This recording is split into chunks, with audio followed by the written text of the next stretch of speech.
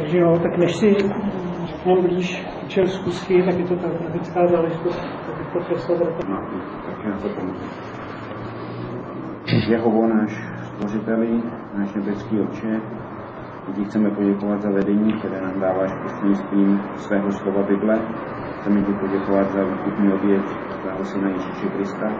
Chceme tě poprosit o moudrost, o porozumění.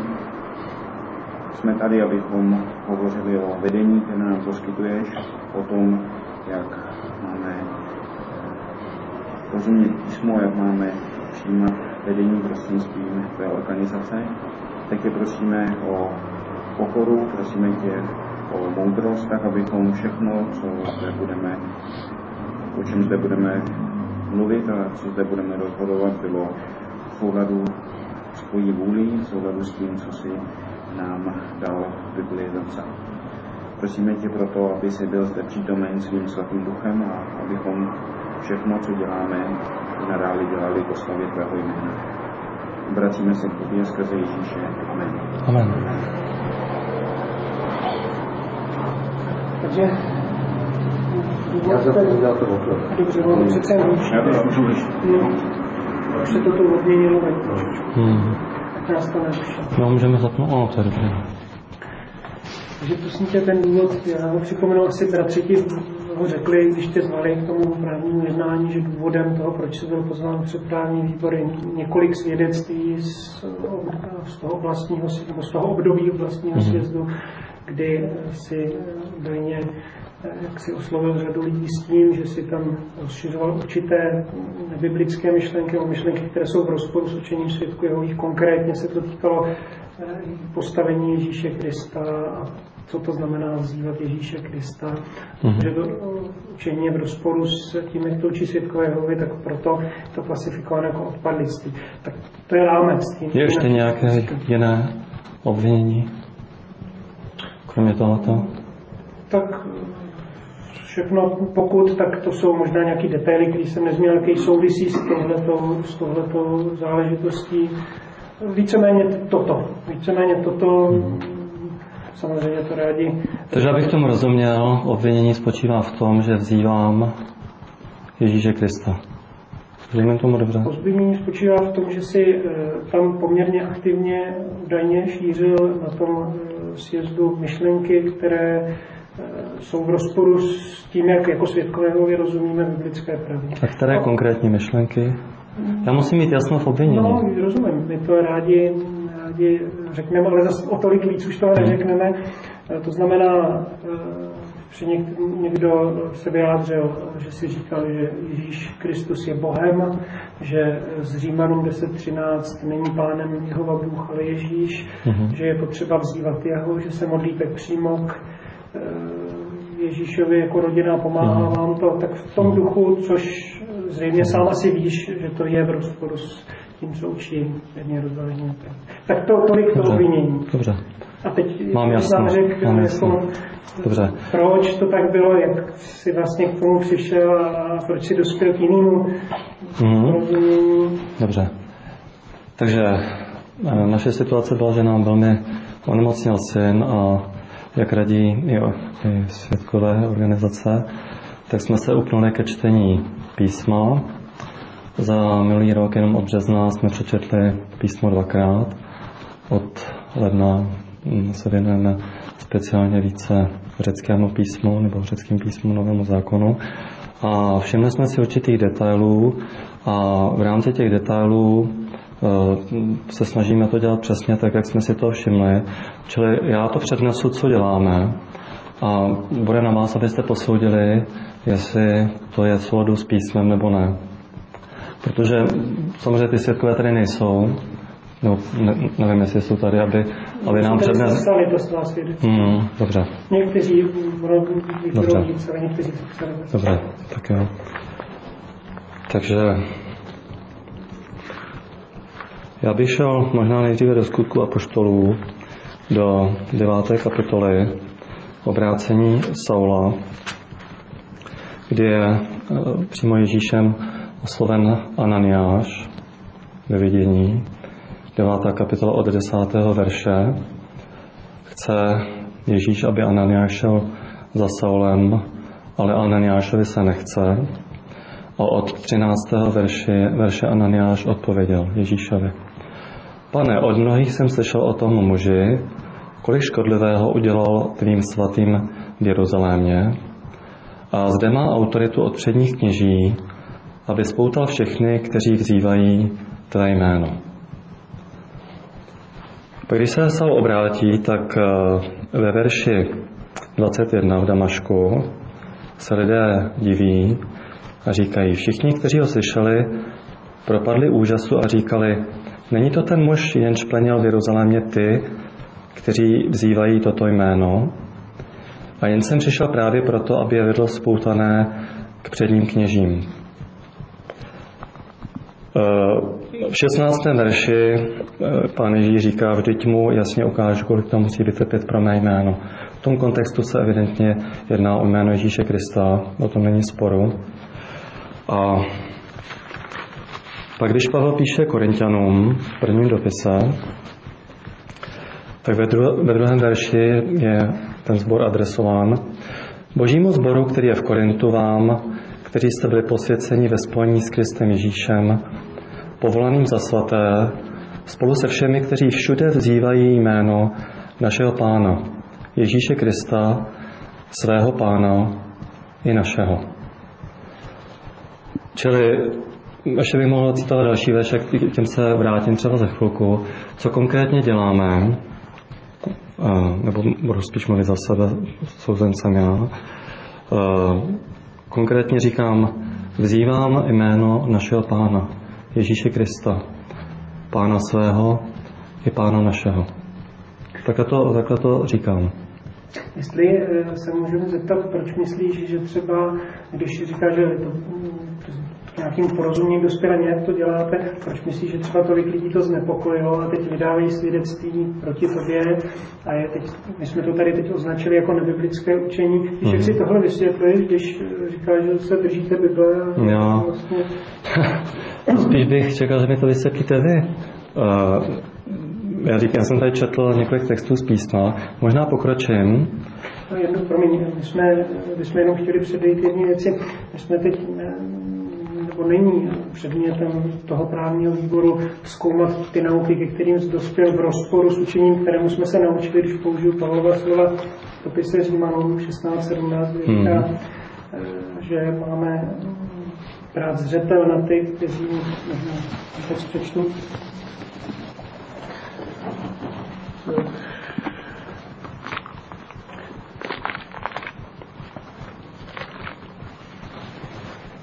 Nyní vás, bratři, vybízím, abyste upírali oči na ty, kdo působí rozdělení a podněty ke klopítání v rozporu s učením, jemuž jste se naučili, abyste se jim vydívali. A ty jsi dospěl třeba tím, že jsi, ať už na jakýmkoliv základě dospěl k tomu, že se budeš modlit k Ježíšovi, tak si dospěl k učení, které je v rozporu s tím, co jsme se naučili. A teď předmětem toho právního výboru, nebo zkoumání právního výboru není zkoumat všechny ty texty, na základě kterých si k tomu dospěl. Možná, že vidím třeba meziřádkový překlad, je možný, že máš třeba v oblasti řečtiny. Já jsem vám chtěl ukázat jeden text, který myslím, že je naprosto zásadní, k tomu jste mi zatím nepustili.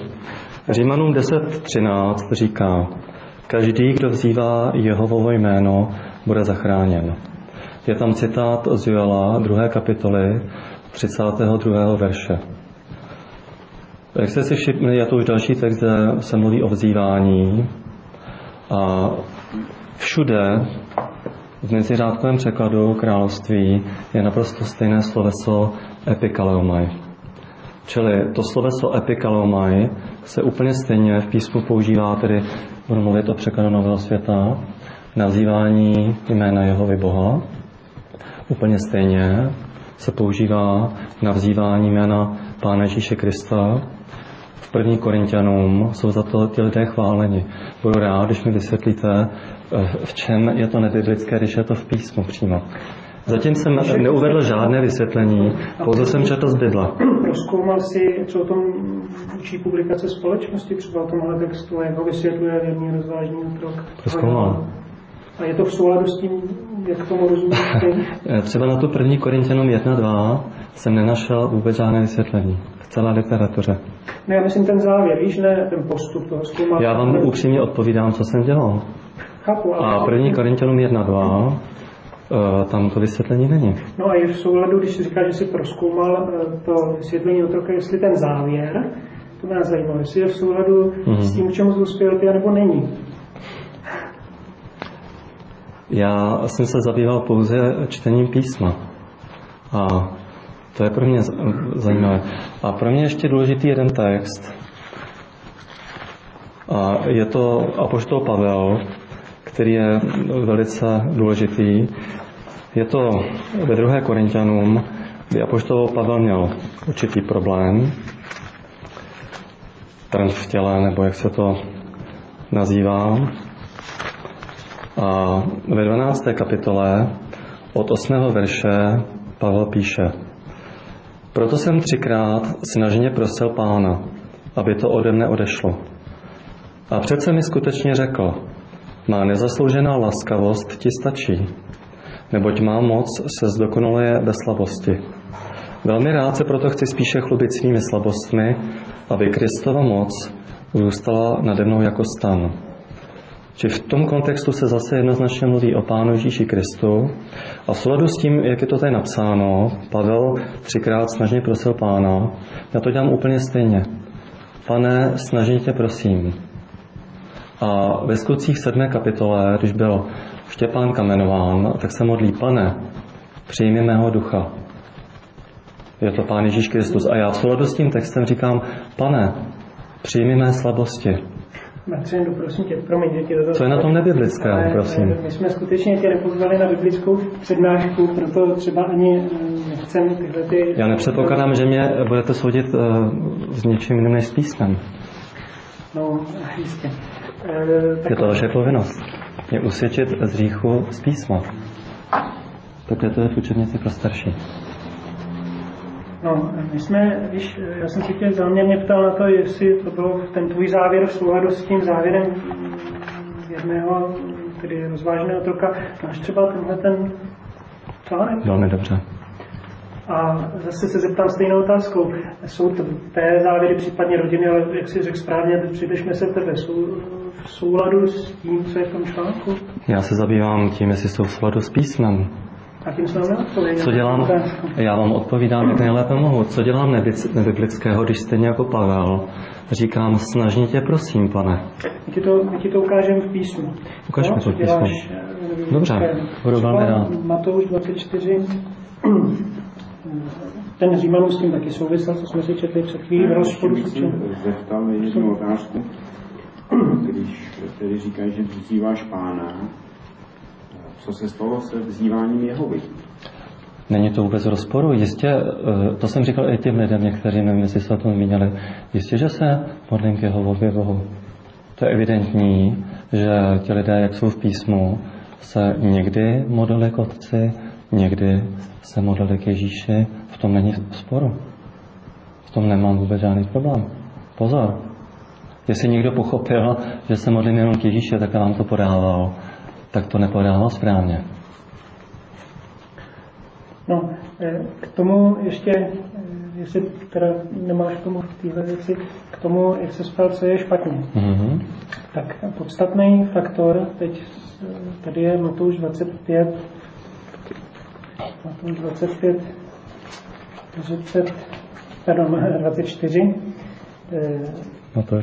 47, pasáž od jednoho rozvážného otroku.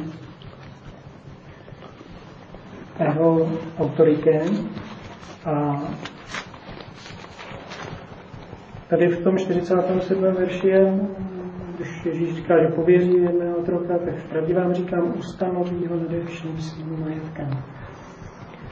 Což třeba v praxi znamenalo, že tehdejší věrný rozvážený otrok v 1. století vstupoval vedoucím sborem v Jeruzalémě, když vznikla nauková otázka, Skutky 15. kapitola ohledně obřízky, tak ani Pavel, ani jiní cestující dozorci, ani místní starší nerozhodovali tu otázku sami, nesnažili se zavést nějaké vlastní názor, vlastní učení, ale předložili svoji otázku tomu tedy věrnému a rozvážnému otroku vedoucímu sboru. A proto jsme se tě ptali, jestli třeba, nebo jsme se ptali, jestli znáš ten článek, jestli to, s čemu jsi dospěli v souladu, protože pokud budeš mít pochybnosti o tom, že to, co jako svědkové Jehovy učíme správně, nebo že to ještě něco víc, tak otázka, jaký je správný postup. By se mělo v takovém případě postupovat. Myslím, že by se mělo udělat si závěr, podle něj se zařídit a dokonce ho šířit dál ve sborech, anebo jít a jako Pavel a jiní předložit otázku tomu věnovat. Já prostě, vy jste ujeli o tématu, já nechápu, co je špatného na tom, když přesně, jak to říká Pavel, 3krát jsem snažně prosil Pána, já to dělám stejně, co je na tom nesprávného a nebiblického, když to dělám přesně přímo tak, jak je to v písmu. Pomíš tu teokratickou autoritu, protože jsou mnozí, kteří věří v Boha. Myslíte si, že Pavel se modlil nesprávně? Když říká 3krát jsem snažně prosil Pána. Totiž teď každý mluvíme trošku o něčem jiném. My se ti snažíme ukázat, že... Mohl bys mi odpovědět na mou otázku, prosím? No, já ti na ní odpovídat nechci, protože nechci vést naukové debaty. A proto to nejsme. Když my jsme tu jako výbor, ty si správně řekl, jsem souzen a je to tak, protože pro nebiblické jednání se byl, když to nazvem tím slovem, pozván před soud, který ti tady se snaží v tuhle chvíli ukázat, v čem si chyběl. A v čem je to jednání nebiblické, když to cituju přesně z Bible? To bych byl rád, abyste mi vysvětlili. Myslíš, že třeba katolická církev cituje z Bible? Tím jsem se nezabýval. Jsou mnozí, kteří citují. Nezabývám se takým otázkou. Úplně něco jiného než svědkové Jehovy. No, určitě.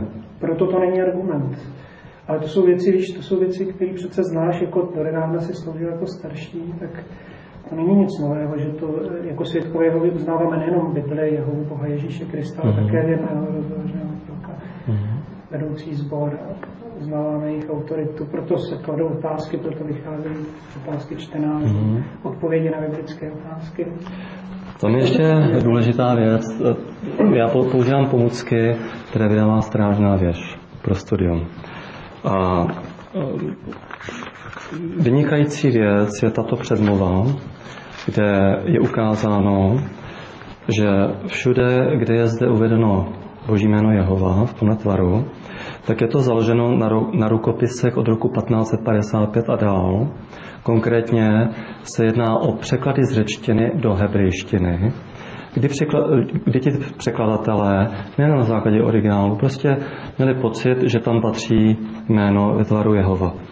Všechny rukopisy, které jsou předešlé, 4. 5. století, uvádějí Kyrios. Bratři tady jasně ukazují, že neexistuje rukopis, a je kolem 5000, kdyby v řeckých písmech, kdekoliv bylo Jehova. To je ta pointa. Římanům 10.13, když Pavel říká, každý, kdo vzývá Jehovovo jméno, bude zachráněn, a cituje z Joela, tak tady v tom meziřádku doslova řečeno, každý, kdo vzývá jméno Kyrios, bude zachráněn. A ku podivu cituje z Joela, kde v hebrejštině bylo Boží jméno Jehova, a on zde přesto používá Kyrios.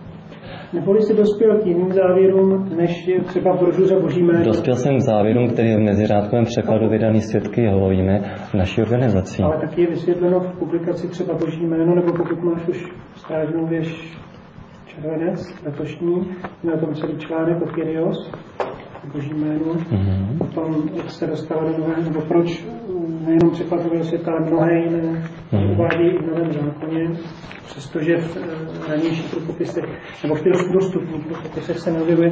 Zkrátka dobře, zase jsme ale u té otázky. Ty jsi prostě dospěl k vlastním závěrům a tak se jimi řídíš. Myslíš si, že je to správné, teokratické, tak jak si tomu byl vyučován, pominout tu autoritu toho sboru a dělat si to po svém? Já se zcela upřímně domnívám, že jsem dospěl jenom k těm názorům, které jsou tady v meziřádkovém překladu Nového světa. Přesto je to v rozporu. Třeba jak to může být v rozporu? Já nechápu, jak to může být v rozporu. Nechápu, jak to může být teda v rozporu. Vydali toto svědkové Jehovy? Jak to může být v rozporu? No ty závěry jsou v rozporu, protože ty se modlíš k Ježíšově, v článku ukazuje, neměli bychom se modlit k Ježíšově. A Pavel se k němu modlil. Neboli, to je to, co jsme si tu řekli. No? Čili Pavel to dělal špatně podle vašeho názoru? Můžete se prosím k tomu vyjádřit? 3krát jsem snažně prosil Pána. Myslíme si, že to Pavel dělal špatně, ale že špatně to děláš ty. A když dělám naprosto totéž jako Pavel, tak jak je možné, že to dělám špatně? Prosím, pomozte mi to. Nechcem hádat to ten názor. Že? Já bych si chtěl ještě ujasnit jednu věc. Je cílem tohoto právního výboru mě vyloučit, bylo to předem rozhodnuto, nebo je cílem mi pomoci, abych pochopil, co říká písmo? Teď musím umluvit v téhle chvíli, protože jsem zapomněl jednu podstatnou věc na začátku. Jsme se dohodli, že tě o tom ujistíme, že ti chcem pomoct.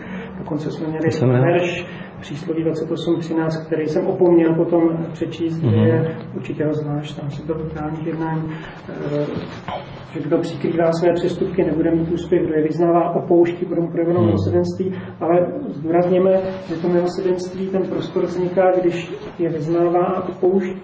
A zatím jsme nedospěli k tomu, že by si byl nějakého přestupku vědom. No, protože jste mi žádný neukázali.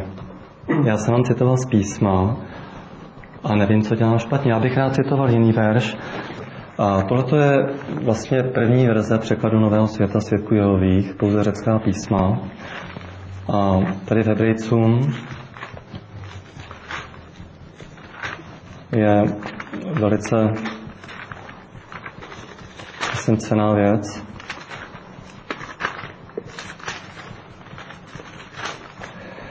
Tady je řečeno, já to tady přečtu anglicky a pak to přeložím pro ty, kdo třeba neumí úplně plně anglicky. Čili od verše stačí 6. But when he again brings his firstborn into the inhabited earth, he says, and let all God's angels worship him. Když opět přivádí svého prvorozeného na tuto obydlenou zemi, říká, a nechť jej všichni boží andělé uctívají. V pozdějších verších je uvedeno, nechť se mu pokloní. Ale každopádně tam je slovo proskyno, které je v meziřádkovém překladu Nového světa 60krát. A tady správně je to uvedeno jako v jiných kontextech, že Ježíš má být uctíván. Tolik překlad Nového světa svědků Jehovových. Odpovíš mi teď jen na otázku, jestli víš, co o tom říká tento článek? Pouč mě. No, já doufám, že teda, protože to proskynel, jsem na něj narazil, a teď teda doufám, že je to tento článek, je to jiný článek. Každopádně je to vzývání ve smyslu, jak si mít v úctě, a může to znamenat řadu jiných věcí. Ale já se na to teď ptám ne proto, abych tě přesvědčoval, že tomu rozumíš špatně. Ale jestli ti nebylo divný a jestli si myslíš, že je v pořádku, jak už jsme si tě několikrát ptali, že tady je to jinak. Že ty bratři, kteří oslovil, to vidí jinak. Že to řekl, to je špatné. Mně to divné není, protože v meziřádkovém překladu svědků Jehových je to všude tak, jak vám to říkám. Mně to vůbec není divné a nevím, proč by mi to mělo být divné. Třeba to slovo proskyneo, když se podíváme do Matouše, do 4. kapitoly, tam je to velice průhledně, tam je řečeno, a Jehovu svého jediného budeš uctívat. V meziřádku je Kyrios. Kyrios, hoteos, teď to nečtu úplně přesně, možná bylo dobře, abych to přečetl přímo z té řečtiny, ale je tam to slovo proskyneo a samozřejmě nikdo nepochybuje, nikdo, že se jedná o uctívání v tom nejvyšším slova smyslu, tedy o uctívání, které patří pouze Bohu. Jo, je to 10. verš. Kyrios, ton theos, jsou proskyneos, kai auto a tak dále. Čili Kyrie, svého Boha, ty máš uctívat. Doslova ten meziřádek říká. Pána svého Boha máš uctívat. A zase já nevím, co dělám špatně, když je tento překlad svědků Jehových v Hebrejcům 1.6 říká, nechť ho všichni andělé uctívají. V kontextu je Ježíš Kristus. Prosím, co dělám špatně? No, já myslím, že jsem to vyjádřil, nevím, jestli bratři to dokážu vyjádřit ještě třeba. Používám pouze literaturu svědků Jehových. Absolutně nic jiného. Ještě bychom mohli přečíst jeden verš Matouš 12:30. Druhá část toho říká, a kdo neshromažďuje se mnou, rozptyluje. Tak vzniká otázka, jak tady tohle ten názor, který si přijmul, jak to sjednocuje boží lid, nebo to rozptyluje boží lid? Promiňte, obvinění bylo, že vzývám Ježíše Krista. Mohli bychom se prosím držet tématu? Já jsem se ujišťoval o tom obvinění. No to obvinění v zásadě je to, že si v rozporu, když ho zjednoduším, protože ty výroky jsme citovali ta svědectví, ale obvinění je v tom smyslu, že vyučuješ v rozporu s učením, jemuž jsme se naučili, když použiju Římanům 16. Takhle mi to sděleno nebylo. I do toho telefonu, tuším, že to byl konferenční hovor, a ten hovor si vedl ty, tak si uvedlo, že to obvinění spočívá v jediné věci. Že se modlím k Ježíšovi a že vzývám jeho jméno. Takže bych byl velmi rád, abychom se drželi tématu. Tak v čem je to špatně, prosím? My jsme ti to řekli na několika textech. Nevím, na kterých textech? Římanům 16:17. Tam je něco o tom, že se nemáme. Matouš 24:47. Ale té otázce, ku příkladu, jestli to je v souladu, k čemu si dospěl s těmi články, si neodpověděl, že pouze studuješ písmo. Já nestuduji pouze písmo, to jsem neřekl. Já se literaturu čtu, ale těch modliteb k Ježíši je nesmírně moc. Na konci zjevení je řečeno, dobře. Každý, kdo slyší, ať říká přijď, Pane Ježíši. Je to krátká modlitba, ale jestli to modlitba je, dělal to Jan špatně? Určitě víš, že svědkové Jehovovi to učí jinak a v tom je ten rozpor, ten rozdíl. Ale já myslím, že bychom, teď bylo aspoň z mého pohledu, že bych se potřeboval s bratrem poradit, nevím, jestli vy teď se chcete bratra něco zeptat, nebo jestli bychom se poradili nejdřív, co dál, ještě bychom se tě ptali dál.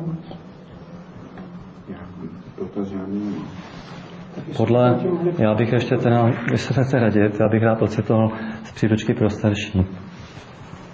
Jestliže je vina prokázána, pokárejte provinilce z Božího slova a poukažte na špatnost toho hříchu i kroků, které snad k němu vedly. Strana 120.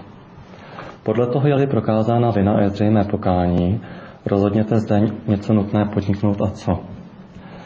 Pokud se rozhodnete o odnětí pospolitosti, sdělte tomu, kdo se provinil, biblické důvody pro tento postup.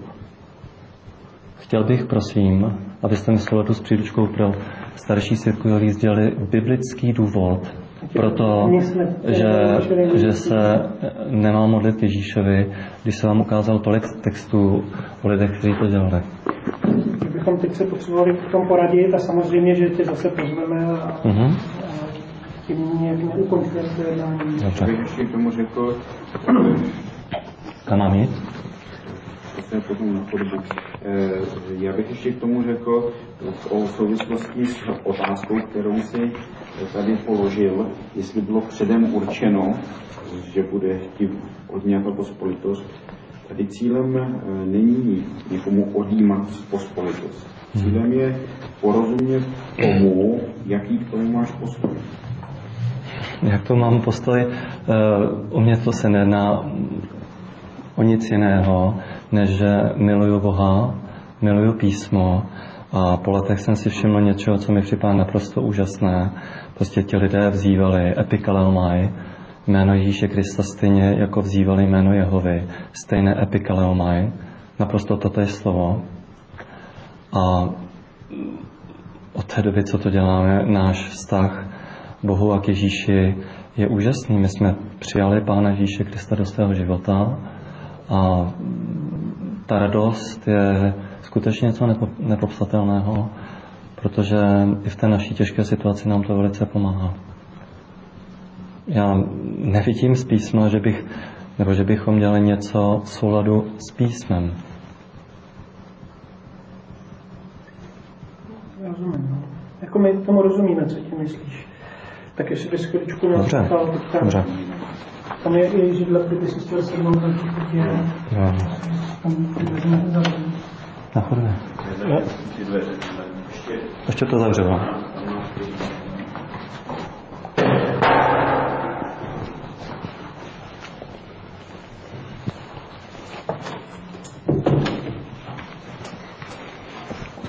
si to tady utřídili, to tady srovnat v hlavě. Jsme si to všechno řekli, co jsme slyšeli, na co jsme se ptali. A chtěli bychom ještě jednou zformulovat tu podstatu té věci, aby bylo jasné, proč vlastně se byl pozván správní výbor, jak zní to obvinění. Protože ty jsi byl pokřtěn jako svědek Jehovův. Při svém křtu si taky odpovídal na otázku, jestli si uvědomuje, že se stáváš částí organizace vedené Božím duchem a že je jakýsi věrně rozvážný otrok a podobně. To bylo součástí těch otázek ke křtu. No a teď víceméně říkáš a učíš něco, co je v rozporu s tím, jak to učí věrně rozvážný otrok. Protože třeba ten článek, o kterém se vyjádřil, že ho dobře znáš, tak v závěru říká, jak jsme viděli, modlitby jsou formou uctívání a to náleží výlučně všemohoucímu Bohu. Tím, že se vždy modlíme pouze k Jehovovi Bohu, ukazujeme, že jsme si vzali k srdci Ježíšův pokyn, jak se máme modlit, náš Otče v nebesích. A teď bychom tě chtěli poprosit, než případně budeš chtít asi nějaký argumenty biblický říct, toto učí věrně rozvážný otrok. Jak se na to díváš? Já s tím nemám problém vůbec. Něco jiného. Já se dokonce domnívám, že neučí nic jiného. Že to, co vám to říkám, je naprosto v souladu. S tím nemám vůbec žádný problém. Jestli dovolíte, abych to vysvětlil. Tak říkal jsi, že se modlíš k Ježíšovi a že si myslíš, že i k Ježíšovi, že se si nemodlí. Ten člověk říká, ne, výlučně k Bohu. Přečti to prosím tě znovu. Výlučně všemohoucímu Bohu, jestli jsem to náleží výlučně. Ježíš je všemohoucí Bůh. Já na to nechci odpovídat instantně. Jo? Já chci odpovídat jenom pomocí písma. U Jana ve 20. kapitole, ve 28. verši, Tomáš odpovídá Ježíšovi. Tomáš mu odpověděl a řekl, můj Pane a můj Bože, ho Kyrios, kai ho Theos. Ježíš mu řekl, uvěřil jsi, protože jsi mě viděl. Šťastní jsou ti, kteří nevidí a přece věří. Jak je možné, že se Ježíš nechal nazvat můj Pane a můj Bože? Kdyby to bylo rouhání, tak by musel Tomáše opravit, protože Ježíš byl rabi. On mu řekl, uvěřil jsi, protože jsi mě viděl? Šťastní jsou ti, kteří nevidí a přece věří. On ho za to chválí, za to vyznání. Za to, že Tomáš Ježíšovi říká můj Bože. A víš, co o tom učí publikace společnosti, o tomhle textu? Nechám se rád poučit. Ne, já se ptám, jestli to víš. Ne, jestli se necháš rád poučit. Jestli jsi to četl třeba ta vysvětlení, tak jako tenhle článek. Četl jsem řadu vysvětlení, nejsem schopen toho citovat. Ne, nechci citace, ani se tahat do slovíčka, tak bylo to vysvětlováno, bylo to věrný a rozvážný otrok přece učí, že Ježíš je Bohem. Teď to je jedno ze základních učení svědků Jehových. Jan, 1. kapitola, 1. verš, je řečeno, na počátku bylo slovo a slovo bylo u Boha a slovo bylo Bohem. Ježíš Bůh, podle tohoto verše? Tak Bohu je víc, jo, nevím. Tam Bůh tohoto světa života, termíny se můžou vztahovat na víc. V 18. verši je řečeno, žádný člověk nikdy neviděl Boha. Jediný splozený Bůh, který je v Otcově náručí, ten je vysvětlil. A u Jana 17. kapitole ve 3. verši je v překladu Nového světa řečeno, to znamená věčný život, že přijímají poznání o tobě, jediném pravém Bohu a o tom, kterého jsi vyslal, Ježíši Kristu. Kolik je pravých Bohů? No, pravý Bůh je jeden, ale a je tedy Ježíš, když je zde nazván Bohem, je Ježíš Bůh falešný, nebo je Ježíš Bůh pravý? Když my nechceme o těch naukách debatovat, jak už jsme ti říkali. Já vám ukazuju své myšlení a já bych byl rád, abyste mě soudili na základě mého myšlení. Já vám ukazuju, že používám překlad Nového světa a tak, jak to tady je, tak to čtu. Jan, 5. kapitola. Jindro to řízení řídil, jenomže my jsme chtěli spíš klást otázky tobě. Já doufám, že mám možnost si hájit. U běžného soudního řízení, u každého běžného, má člověk za A možnost, aby tam byla veřejnost. Konec konců tak to bylo i v biblických dobách. A má možnost i mít zástupce, který ho obhajuje. Tady se hájím já sám, vy jste na mě 3. Jistě, tak ty víš sám, že používáš knihu, mimochodem víš, že se nesmí kopírovat z té knihy. Já jsem si z ní nekopíroval. Já jsem si z ní nekopíroval ani tečko. Ale máš v ruce kopii? Nemám kopii. Tak opis? Mám opis. Takže já nemám na bratra další otázky. Jan 5. kapitola 20. verš. Jsme ve spojení s tím pravým prostřednictvím jeho syna, Ježíše Krista. To je ten pravý Bůh a věčný život. Ježíš Kristus je zde označen jako pravý Bůh. Já zopakuju to, co tady zaznělo. Naším jaksi smyslem není diskutovat o tom, co který z těch biblických veršů znamená. Naším setkání tady v tomto místě je posoudit, jestli ty jako svědek Jehovův, pokřtěný svědek Jehovův, dál vyučuješ a věříš tomu, čemu věří svědkové Jehovovi, nebo nikoliv. Teď to říkám. Tak jak svědkové Jehovi věří, že Ježíš je Bůh, stejně tak věřím i já, že Ježíš je Bůh. Kde je problém? Zase, ale už bychom se asi nadbytečně ptali, jestli si četli vysvětlení Jana 5.20, nebo první Jana 5.20, pardon, to jste četl naposledy. A publikace společnosti neučí, že tam to znamená, že je... Znovu říkám, publikace společnosti vědně zvláštně to neučí to, k čemu směřují tvé závěry. A to ti k tomuto textu konkrétně jsem toho moc nenašel. Byl bych rád, kdybyste mi uvedli na pravou míru. A to je to, co tady říkám. My tady nejsme, abychom upravovali na pravou míru. My jsme zde, abychom zjistili, zda ty jako svědek Jehovův jsi svědkem Jehovovým nebo nejsi. Já se domnívám, že jsem. Titovi 2.13, meziřádkový překlad. Očekávající šťastnou naději a manifestaci nebo zjevení slávy toho velikého Boha a zachránce nás, Krista Ježíše. Je tam jediný člen, který ukazuje na to, že se mluví o jediné osobě. Čili Ježíš je zde označen jako Bůh. Nebudeme jako ten výbor zkoumat ty biblické texty a vysvětlení. To je, chápeme, že je ti to líto, ale... Já jsem počítal, že mi ukážete z písma, že třeba něčemu věřím nesprávně. Zatím ten pocit nemám, že by něco bylo nesprávně, že by to bylo v rozporu s překladem svědků Jehovových, s meziřádkovým překladem. To si uvědomujem, že ten pocit nemáš, nicméně my jsme to podstatu toho obvinění vyjádřili jasně. Já bych k tomu ještě dodal, nemáš třeba představu, že to je v rozporu s meziřádkovým překladem, ale my tu konstatujeme, že to je v rozporu s tím, co učí svědkové Jehovovi. Svědkové Jehovovi učí, že jediný pravý Bůh je Jehova. A to já s tím nemám problém. Ježíš s tím já plně souhlasím. Ale není všemohoucí Bůh. Aha. To, co učíš ty, dobře. Jak si teda potom vysvětlujete Izajáš 9. kapitolu 6. verš, prosím? Tak je to v písmu, v překladu Nového světa.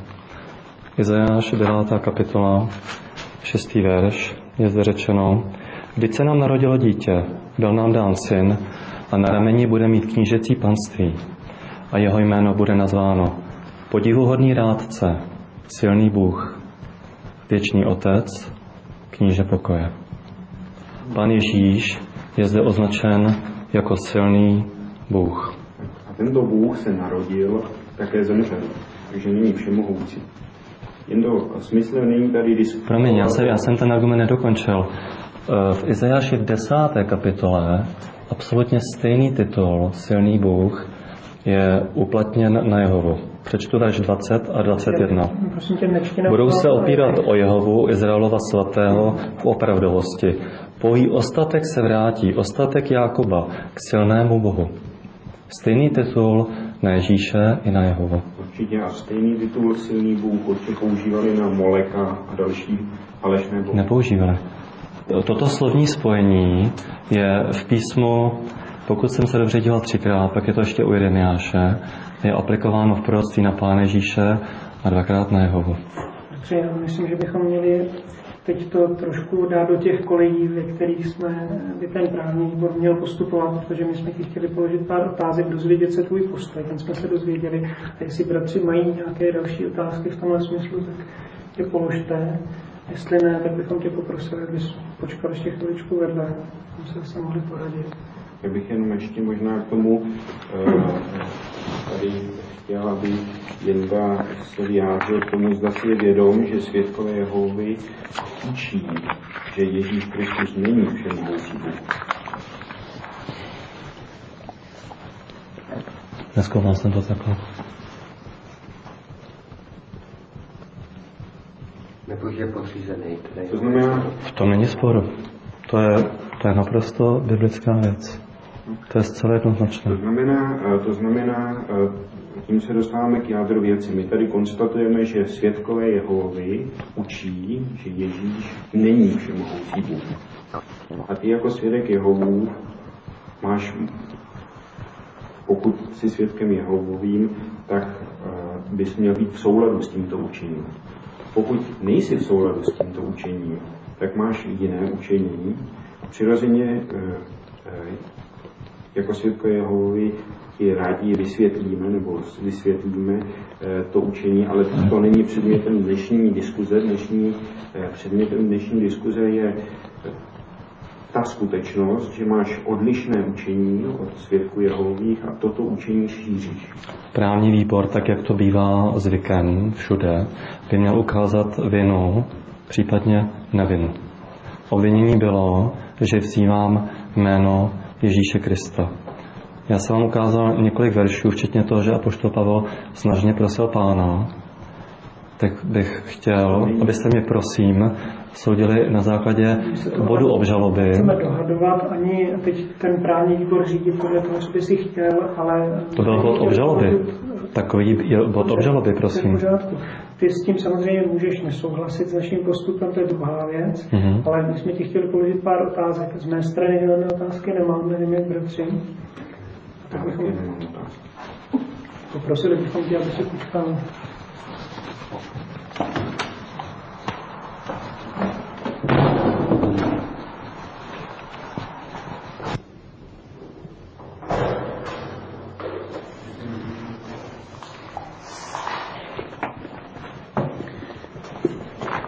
Jsme uvažovali nad tím vším a dospěli jsme k závěru, dospěli jsme k rozhodnutí v případě tohoto právního jednání. Právní výbor se shodl na odnětí pospolitosti pro odpadlictví. Rádi bychom ti taky to biblicky zdůvodnili, tuhletu záležitost. Tak bych poprosil, tak jako první verš je Římanům 16:17, jestli si to trošku celé. Určitě. Nyní vás však, bratři, vybízím, abyste upírali oči na ty, kdo působí rozdělení a podněty ke kopítání v rozporu s učením, jemuž jste se naučili, a abyste se jim vyhýbali. Můžeme přečíst trošku kontext toho textu? Já trvám na čtení kontextu. Písmo se neskládá z jednotlivých veršů. Já teda budu číst dál 18. verš, protože muži toho druhu jsou otroci, nikoli našeho Pána Ježíše Krista, ale uvědomujete si, že pohrdáte písmem, když mě nenecháte číst z Božího slova? Ten kontext mluví o pohrdání Ježíšem Kristem. Prosím, pokračujte. Ty, kteří působí rozdělení, jsou ti, kteří pohrdají Ježíšem Kristem. To je kontext toho textu. Prosím. My nebudeme s tebou diskutovat o významu těch veršů. Já s váma nediskutuju. Já chci číst kontext. Já s váma nediskutuju. Bratřenčo, prosím tě, ten právní výbor má svůj postup. My tady jsme teď proto, abychom... Poslouchám další verš. Tak tady je to právě to, že to je tvé tvrzení v rozporu s učením, že muž se naučil, že který jsi vlastně přijal jako svědky Jehovu a dostal se právě tímto zkoumáním, tím vlastním zkoumáním do rozporu s tím, co učí svědkové Jehovovi a samozřejmě i do rozporu s Jahovem Pánem otrokem. Ten další verš je Skutky 20. kapitola 30. verš. Apoštol Pavel napsal, z vás samotných povstanou muži a budou mluvit převrácené věci, aby za sebou odvedli učeníky. Tak zase poměrně jednoduše řečeno, to, co říkáš, není v souladu s tím učením svědků Jehovových a ještě to vystupování třeba na oblastním sjezdu vedlo k tomu, že se snažil jak si ty svoje myšlenky, které jsou v rozporu s tím učením svědků Jehovových, předávat dál. Tak to je význam toho verše, až to máme jeden. Nedomnívám se, že jsem se snažil předávat dál. Já jsem se dělal o to, co mi dělá radost. To je interpretace, prosím. Dobrý, no. Izajáš 30. kapitola, první verš. Říká, běda zatvrzelým synům je Jehovův výrok. Těm, kteří mají sklon provádět radu, ale ne tu ode mne, vylévat úlitbu, ale ne s mým duchem, aby přidávali hřích k hříchu. Tak tady tento verš ukazuje na situaci, kdy ty provádíš radu, neboli vyučuješ nějaké, nebo věříš nějakým naukám, které nejsou v souladu s Jehovovým výrokem, které nejsou v souladu s Jehovovým duchem, tak, jak tomu věří svědkové Jehovovi. A to je zde označeno jako hřích. Ještě nějaké důvody? Zdůvodnění. Já se domnívám, že jste naprosto selhali. Sdělte tomu, kdo se provinil biblické důvody pro tento postup. Já jsem uvedl texty, že Pán Ježíš, že apoštol Pavel snažně prosil Pána, a to 3krát, psal do Korintu, chválí je za to, že vzývají jméno našeho Pána Ježíše Krista. Vy jste to odvedli úplně jinam. S těmi texty nelze nesouhlasit. Jistě, že lidé, kteří působí rozdělení, že to není dobrá věc, podobně zatvrzelí lidé. Ale já se nedomnívám, že jsem zatvrzelý. Já vzývám jméno Pána Ježíše Krista stejně, jak je to v písmu. A jestliže vy jste dospěli k rozhodnutí mě vyloučit, což jste před chvilkou sdělili, tak mi prosím, sdělte biblické důvody pro tento postup. To znamená, že je nebiblické vzývat jméno Pána Ježíše Krista, jak to dělal Pavel, a snažně ho prosit. Na to jsem čekal. Vy jste to odvedli úplně na jinou kolej. Vy mě soudíte z něčeho úplně jiného. Tento právní výbor tě pozval, aby prozkoumal tvé názory a dospěl k závěru, že věci, kterým věříš, které vyučuješ nebo které říkáš, nejsou v souladu s tím, co učí svědkové Jehovovi. Ale jsou ty věci v písmu? Je v písmu, že Korinťany Pavel chválil, že vzývají jméno Pána Ježíše Krista? Jsou ty věci v písmu? Svědkové Jehovovi věří nejenom tomu, co je v písmu, ale tomu, co ustanovil a upřesnil vedoucí sbor. Že Pavel patrně byl vyloučen za to, co propagoval. Kdyby tu dnes s námi byl. My si nemyslíme, že se dostaneme do souladu s tebou a proto tahle debata určitě nemá... No vy hlavně nejste v souladu s písmem, bratři. Uvědomujete si to? Protože vy už jste ten soud vynesli. Já považuji za nutné přečíst z 1. Korinťanům 12:3. Proto bych chtěl, abyste věděli, že nikdo, když mluví Božím duchem, neříká Ježíš je prokletý a nikdo nemůže říct Ježíš je Pán jedině svatým duchem. A Matouš 12:32 říká, Kdokoliv však mluví proti Svatému Duchu, nebude mu to odpuštěno nikoli ani v tomto systému věcí, ani v budoucím. Uvědomujete si, jaký soud nade mnou vynášíte? Podle Izraelců ten, kdo byl odsouzen, byl kamenován. Podle interpretace strážné věže ten soud dokazuje něco podobného, že ten člověk nezíská věčný život. Vy mě teď vlastně tvrdíte, že jsem ukamenován a že na základě vašeho soudu, kdy jste mi z písma neukázali vůbec nic, že to dělám nebiblicky, totiž vzývat jméno Pána Ježíše, že mám být vyloučen. Žádám, abyste se řídili publikací Svědků Jehovových. Sdělte tomu, kdo se provinil, biblické důvody pro tento postup. Ty jste mi nesdělili. Ještě tě musíme požádat, ty jsi jako bývalý starší jednak vrátil knihu KS 91 a jednak kartu žádnou krev, která je pro pokřtěné svědky Jehovy a kterou tedy, pokud je někdo vyloučen, tak by měl vrátit tyhle ty publikace a formuláře právnímu výboru. A tím vlastně, s tím, že se můžeš písemně odvolat, jestli jsem to zmínil už, do 7 dnů, pokud si myslíš, že... Písemně odvolat kam? Na adresu toho právního výboru, to znamená...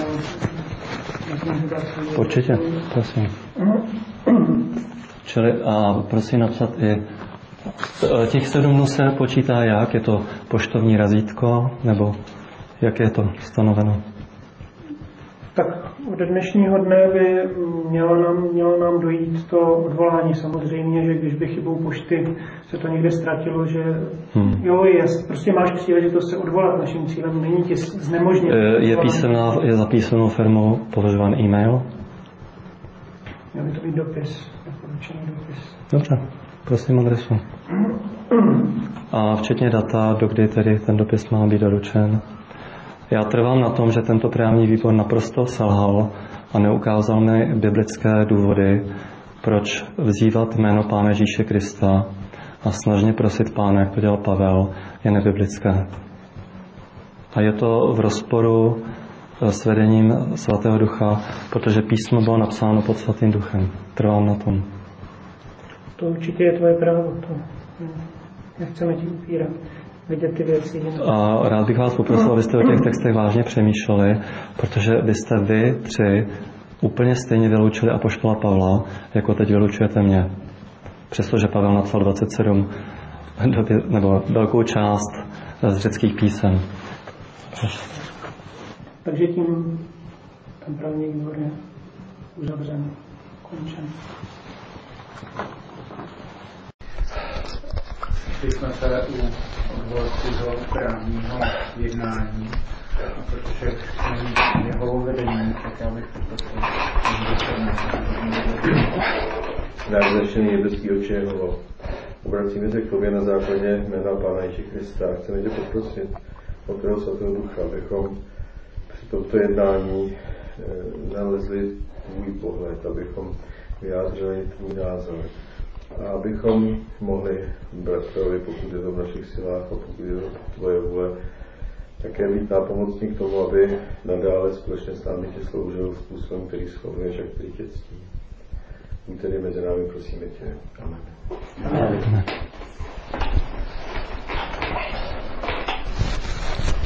Ten původní právní výbor projednával svědectví, která proti tobě byla vynesena na základě tvých rozhovorů na vlastní světu o modlitbě k Ježíši, kterou si vyučoval bratry, sestry na světu.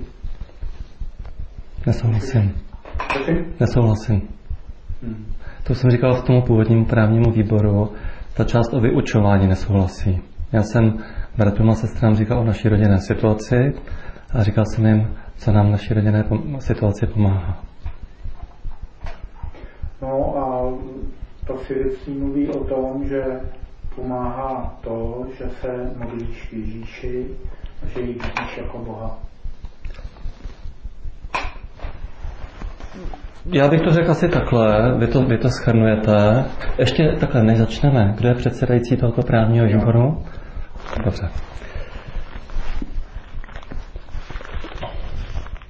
Můžu říct, jenom aby nedošlo k záměně, já bych chtěl mít jistotu, že jste pochopili správně to, co vám asi předložil ten první právní výbor. Mám právo to zopakovat? Prosím. Dobře. Takže Římanům 10.13 říká, každý, kdo vzývá Jehovo jméno, bude zachráněn. Citát z Jova 2. kapitoly 32. verše. Apoštol Pavel, když píše do Korintu, bude dobře, když se budete dívat i do svých biblí, protože věřím, že tento právní výbor bude založen na soudu z písma, nikoli na lidské moudrosti, to doufám. Takže 1. Korinťanům 1. kapitola, 2. verš, apoštol píše: Božímu sboru, který je v Korintu, vám, kteří jste byli posvěceni ve spojení s Kristem Ježíšem, povolaným za svaté spolu se všemi, kteří všude vzývají jméno našeho Pána Ježíše Krista, svého Pána i našeho. Či Korinťané jsou tady chváleni za to, že vzývají jméno Pána Ježíše Krista. To řecké slovo v mezirádkovém překladu svědků Jehovových je totožné s Římanům 10.13, vzývat Jehovu, epikaleomai, vzývat Ježíše Krista, epikaleomai. Totéž slovo je ve Skutcích v 9. kapitole obrácení apoštola Pavla, tedy tehdy Saula. Ananiáš ve vidění mluví s Pánem Ježíšem, nechce za Saulem jít a namítá Ježíši. Zde má 9. kapitola 14. verš. Zde má Saul autoritu od předních kněží, aby spoutal všechny, kteří vzývají tvé jméno. Ve vidění mluví s Ježíšem, čili vzývají epikaleomai opět Ježíšovo jméno. Poté, co se Saul obrátí, verš 21, lidé v Damašku jsou v úžasu a říkali, není to ten muž, jenž plnil v Jeruzalémě ty, kteří vzývají toto jméno. Zase tam je totéž slovo epikaleomai. Jak Strážná věž rozebíral, epikaleomai vzývati znamená v tom nejhlubším náboženském smyslu, to znamená včetně modlitby. A poslední verš, a pak už skončím. 2. Korinťanům 12. kapitola od 7. verše. Apoštol Pavel má nějaký osten v těle, satanův anděl, aby mě políčkoval, abych se přes příliš nevyvyšoval. 8. verš. 2. Korinťanům 12.8. Proto jsem 3krát snažně prosil Pána, aby to ode mne odešlo.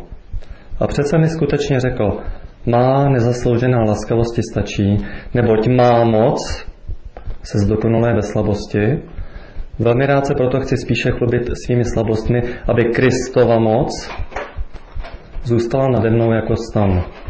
Pokud by někdo pochyboval, že Pavel 3krát snažně prosil Pána, tak by to musel úplně překopat. Tady to je evidentní, Pavel 3krát snažně prosil Pána Ježíše Krista. Čili odpověď na tu vaši otázku, přesně řečeno, já vzývám jméno našeho Pána Ježíše Krista a přesně tak, jak to říká Pavel, snažně prosím Pána. Tak teď mě prosím suďte. Tohle to je nebiblické, nebo co je na tom špatného, kde řeším. To, co děláš ty, bratře, skutečně to je soukromá věc, takže jaký to máš důvody, to je tvoje odpovědnost před Jehovou, ale tady jde o to, že ať nemůžeme posoudit tvé pohnutky, že to ta mnoha svědectví, kde je psáno to, že ty mají velmi rádi, že tě váží pro tu práci, kterou se vykonával. To já rovněž. Takže prostě pro ně to je vyučování v rozporu s učením svědků Jehovy. Když tak dobře studuješ z Bible, co říkáš textu 1. Korinťanům 1. kapitola 10. verš.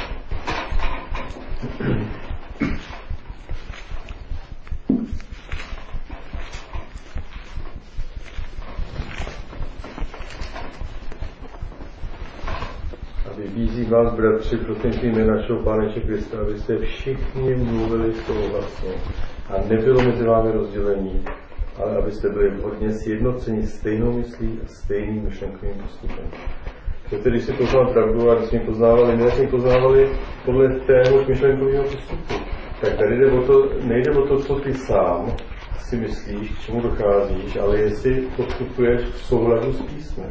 A 15. kapitola Skutku nám ukazuje příklad. Když máme názor na určitou nauku jinou, než jak to učí svědkové Jehovovi, kterými jsme se dobrovolně stali, tak bychom měli postupovat podle toho příkladu v Korinťanům, ve Skutcích. Udělal to, tak. Dobře, odpovím na tu otázku. Na ty texty, které jsem citoval, to znamená Římanům 10.13, Skutky 9.14, 21, 1. Korinťanům 1.2 a 2. Korinťanům 12.7 až 10, jsem prozkoumal veškerou dostupnou literaturu svědků Jehovových a nikde jsem tam nenašel odpověď, která by byla kompletní. Čili, a teď je ta pointa. Vzhledem k tomu, že v rozmluvách je řečeno, jak dochází svědkové Jehovy ke svému výkladu Bible, strana 330. Klíčovým činitelem je to, že svědkové skutečně věří, že Bible je Boží slovo a že to, co obsahuje, slouží k našemu poučení. Neuchylují se tedy k filozofickým argumentům, aby se vyhnuli jasným biblickým prohlášením pravdy.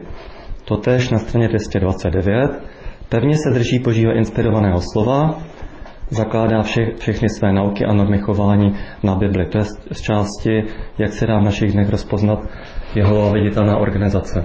Vzhledem k tomu, že k těmto textům nebylo podáno nějaké zvláštní vysvětlení, nezbývá mi než sáhnout k tomu, co je zde rozmluvách, tedy, že svědkové věří, že Bible je Boží slovo a neuchylují se k filozofickým argumentům, aby se vyhnuli jasným biblickým prohlášením pravdy. Připadá vám, že když Pavel snažně 3krát prosil Pána, že to je nejasné biblické prohlášení pravdy? Ptal jsem si na to. Nebo mluvil jsem o tom, myslí si, co chceš, tu debatu můžeme nechat na potom. To si myslíme o těch textech. Ale je správný podle Bible, aby si vyučoval bratry a sestry protikladu s oficiálními naukami svědků Jehovových. Já chápu, kam mě to otázkou manipuluješ. Já tě nemanipuluji. Ale ano, já vám odpovídám z písma, když to ty mě odpovídáš manipulační otázkou. V tom je ten rozdíl. Když ty jsi přijal pravdu v roce 1986, pokud se nepodpůjde pokřtěn, že? Jak je v rozporu s písmem 3krát snažně prosit Pána, prosím. Necháme to na potom. Buďme dohodnej. Obvinění, který proti tobě je, spočívá na svědeckých výpovědích tvých přátel, kteří tě mají velmi rádi a který si vyučoval zcela záměrně naukám, který odporují naukám Bible svědků Jehovových. To je obvinění proti tobě. Zkus ho vyvrátit. To, že máš moc Bibli, to je hezký. Bratři, podle učebnice pro starší je ta situace obrácená. Promiňte, strana 120. Jestliže je vina prokázána, za prvé, za druhé, pokárejte provinilce z Božího slova. Za třetí poukažte na špatnost tohoto hříchu a za čtvrté kroku, které k němu snad vedly. Čili vy byste mi měli prokázat vinu, proto jsem se odvolal, protože předchozí právní výbor mi žádnou vinu neprokázal. Vy byste mě měli pokárat z Božího slova a ukázat mi, že to, čemu věřím, je nebiblické. Měli byste poukázat na špatnost tohoto hříchu a kroků, které k tomu vedly. Takže bych byl rád, abyste se drželi této interní směrnice, prosím. Ano, snažíme se o to. Děkuji. Tak obvinění spočívá v tom, a právní výbor předchozí usoudil podle mého soudu zcela logicky, že vyučuješ v odporu k naukám svědků, které si někdy dobrovolně přijal. Ty můžeš vyučovat cokoliv, každý z nás cokoliv. Můžeš věřit čemukoliv, ale otázka je, zda jsme stále svědky pro Jehu. To je to podstatné.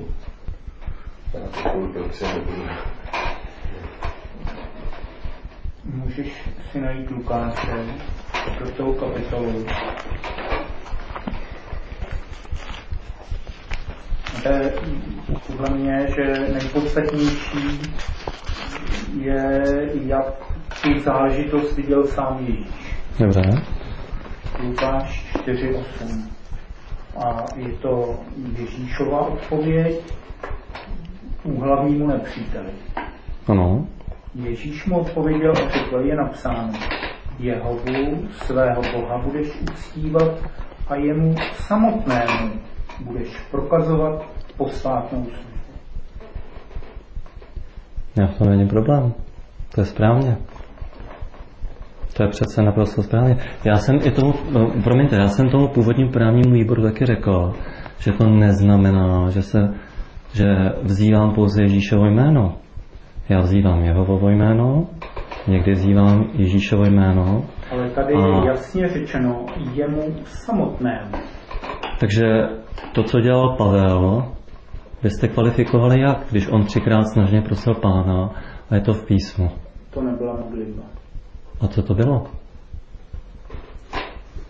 Pavel Ježíše zažil, Pavel s ním měl osobní rozhovor, zrovna tak jako Štěpán. Mm-hmm. O tom hovoří i strážná věž, to rozebírá. Já jsem se na to díval. Ta strážná věž, je několik strážních věží, které tento text aplikují na Jehovu, a několik strážních věží, které stejný text aplikují na Ježíše. Čili vzhledem k tomu, že v tom není úplně jasno, nevidím problém, proč by se to nemohlo nechat na svědomí jednotlivce. Podívej se, tento text a takových textů v Bibli je celá řada. Dobře. Zejména Ježíš. Kdo je větší autorita? Ježíš nebo Pavel? Vem si situaci Petra, když hovořil o tom, dával Petrovi. Či největší autorita, bych řekl, že není ani tak Ježíš, jako spíš Jehova Bůh. No samozřejmě, ale v této věci je jistě Ježíš větší. Dobře.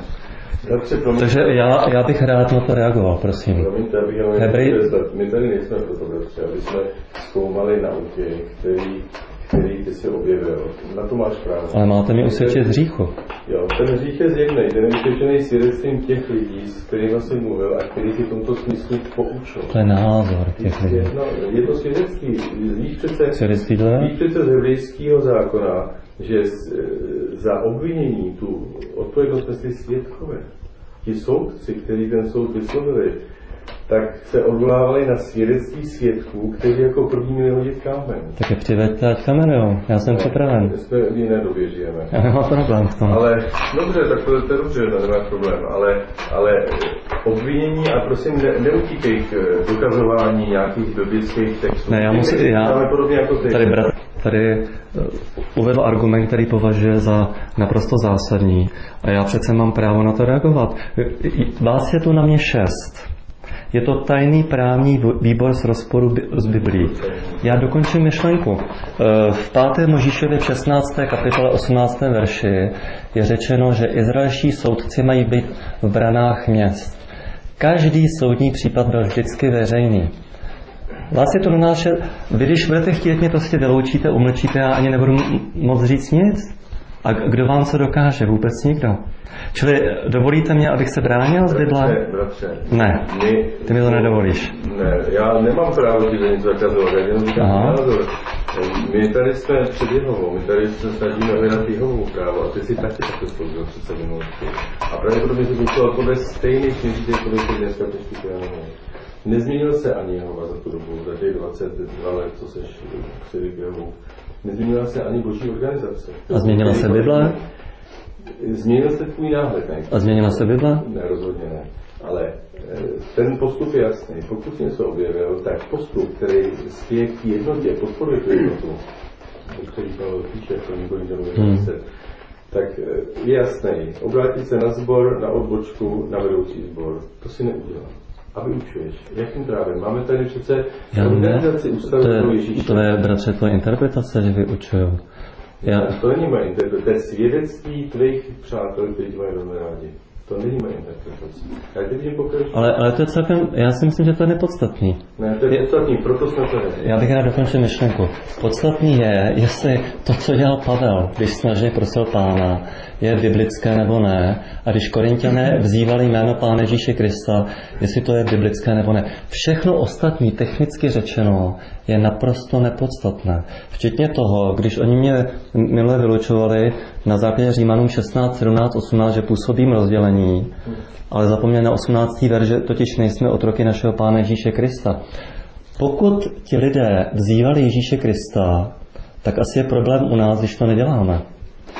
No jo, ale my jsme taky závisí, nebo spoléháme na určitý výklad věrného rozváhy na otroka a v tom to je, ne? Jaký je rozdíl mezi vzývat Jehovu epikaleomai a vzývat Ježíše epikaleomai? To je slovo. Ne, nezlob se, to já nevím, nemám to prostudovaný. Jste málo připravený na ten právní výbor. To je to máte třeba. Spoléhám na to, jaký výklad nám dává věrného rozváhy otroka ohledně. Tak to teďka tady budu číst hodinu, abych to studoval. To znáš, že jsi pravdě v té době už to jako vy si myslíte, že si pamatuju, co bylo ve článku z roku 94? Můžu tady vyzkoušet bratra, jestli si pamatuje, co tam je? Ne. Pamatujeme, to je jasný. Jo? Opravdu? Dobrý. Chtěl bych mít takovou paměť. Já říkám nepamatuju. Jo, nepamatuju. Čili vaší povinností je usvědčit mě z hříchu. Co dělám špatně, když snažně prosím Pána Ježíše Krista stejně jako to dělal Pavel? Kde je ten hřích, kde je ta špatnost, kde to je nebiblické? Vy mě musíte kárat z Bible přece, to je vaše povinnost. Podívej se. Já vás neskouším, já vám připomínám vaše povinnosti, že minulý právní výbor to neudělal. Nezlobte, ten text z Lukáše, takových je v Bibli celá řada. A protože ty to nebereš, já se ptám, jestli bratře ještě máte nějakou otázku. Tak já bych na ten text Lukáše teď konečně odpověděl, protože bratr Černý mi to nedovolil. Bratr mi to nedovolil. Vás je na vás 6. Vás je na mě 6. Vy mi máte poučit, zatím jste mi z písma neukázali nic. Hebrejcům 1.6 v překladu Svědků Jehovových říká, když přivádí prvorozeného na zem, říká, ať ho uctívají všichni anděle. Je tam totéž slovo proskineo, jako si četl z toho Lukáše 4.8. Podle toho tady otec říká, že Ježíše mají uctívat proskineo všichni anděle. O to více máme uctívat Ježíše my. Je to stejný slovo, jako si četl u Lukáše 4.8. Je tady meziřádkový překlad Svědků Jehovových. Když Pavel se loučil se staršími, taky znáš Miletu, tak jim říká, a to je to, z čeho tě obvinujeme, nebo to obvinění já shledávám jako oprávnění na základě toho svědectví. Vím, že po mém odchodu vstoupí mezi vás Promiň. Skutky 20, 29 a 30. To bych si rád podíval, co tam je. Skutky 20, 29 a 30. Skutky 20. Ano. Vím, že po mém odchodu vstoupí mezi vás uplaťující vlci a nebudou něžně zacházet se stádem a z vás samotných povstanou muži a budou mluvit převrácené věci, aby za sebou urovedli učedníky. To je obvinění. Ty jsi mluvil s bratry, ne nahodile, ale zcela programově podle toho vyjádření a s bratry a sestrami, aby si za sebou uvedl. To je odpadlické nebo sektářské jednání. To je vaše interpretace. To je jeden z textů, s kterým jsem nesouhlasil, bratři mi nedovolili se k tomu vyjádřit. Je to vytrženo z kontextu. Verš 20. kapitola 19. verš. Sloužil jsem jako otrok pro Pána. Verš 21. Mluvil jsem o pokání před Bohem a víře v našeho Pána Ježíše. Verš 24. Necením si svou duši jako drahou, jen když budu moci dokončit svůj běh a službu, kterou jsem přijal od Pána Ježíše. Ten kontext je o vyučování o Pánu Ježíši Kristu. Čili vy napřed byste mi měli ukázat, že to, co vy vyučují o Pánu Ježíši Kristu, je nesprávné. A teprve pak můžete jít ke kroku číslo 2. Totiž to, co minulé bratři ukázali, že údajně působím rozdělení. Vydáváte kočár před koně. Ale normálně kůň se dává před kočár. Děkujeme za poučení. Já nemám další otázky, nevím, jak to je.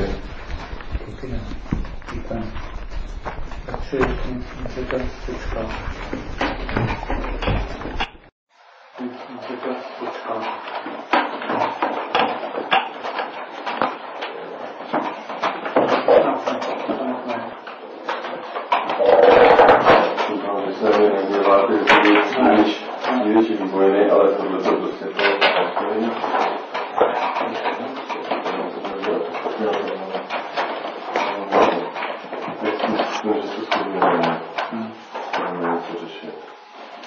vůbec všimli jste si o jednotě, naprosto přišlo, naprosto to přišlo. Když jsme mluvili o skutku 15. kapitoly, jak to postupovat, jak by měl víru, tak by řekl, to jsem zapomněl, to jsem neudělal, dělám to.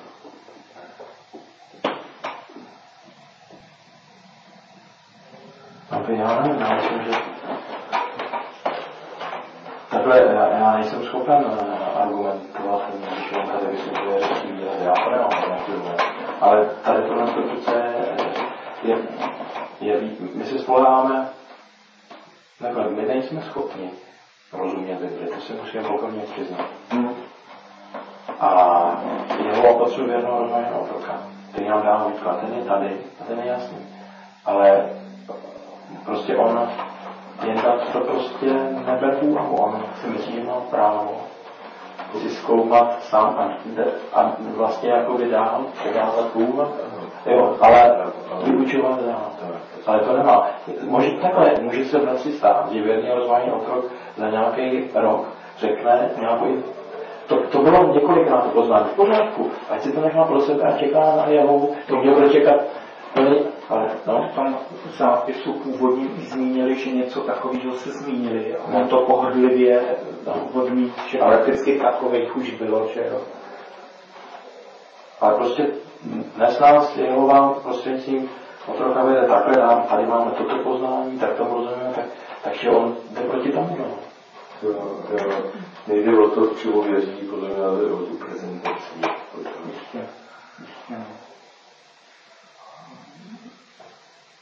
Tak já myslím, že postup a závěry právní výboru bude správný. Co my vlastně máme udělat? No, prakticky pastor má posoudit, zda došlo při posuzování původního právního výboru k omylu. To vidíme, že nedošlo. Nebo bylo na základě dostupných informací správné? Bylo správné. Postoj obviněného při jednání původního právního výboru. Nekalící stejně jako teďka. Přesně tak. Čili prakticky my souhlasíme s původním právním výborem. Jasně. A ty pak napíšeme, že to bude bráno, ale to mohlo nespravedlné. Samozřejmě, tak to v podstatě tajní tyhle lidi berou vždycky, že jo? Samozřejmě. Čili ještě mu prosím že nijak nenapadáme ani původní právní výbor to, k čemu dospěl, k čemu věří. A mohli z toho chtít ty. A já chtěl bych to říct, ty jsi předsedající a já budu přesně tady. Já myslím, že si to říkal správně a dobře. Tak já se bojím, abych to nezmotal. Já bych to doplnil, jo. To musím být třeba. Tak je zrovna.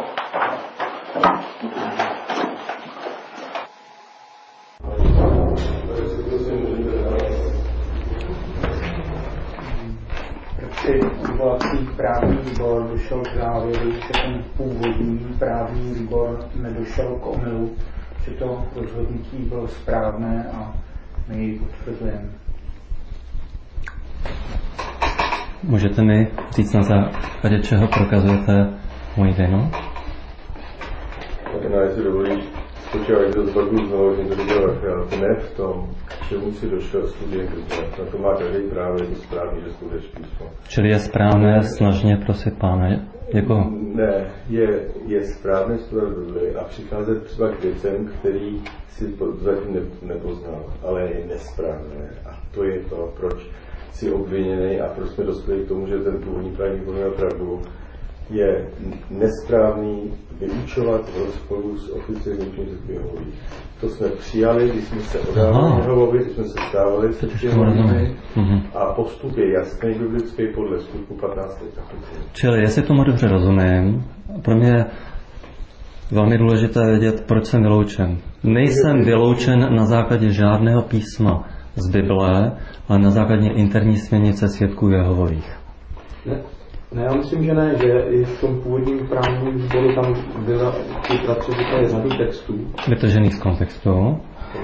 Dneska si taky slyšel ohledně, že máme být sjednocení stejnou myslí. A uctívání Pána Ježíše třeba. Já bych řekl, že taky jsme tady mluvili o tom, že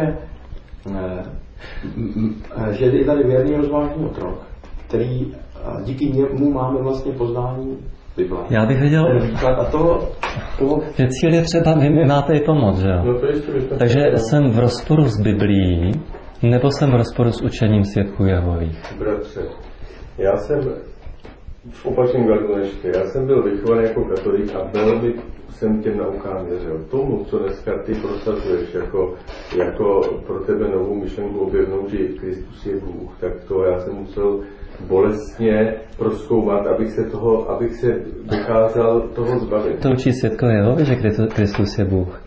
To je protože ne, Jan 1.1, je to Bůh, Jan 1.18, že je Bůh.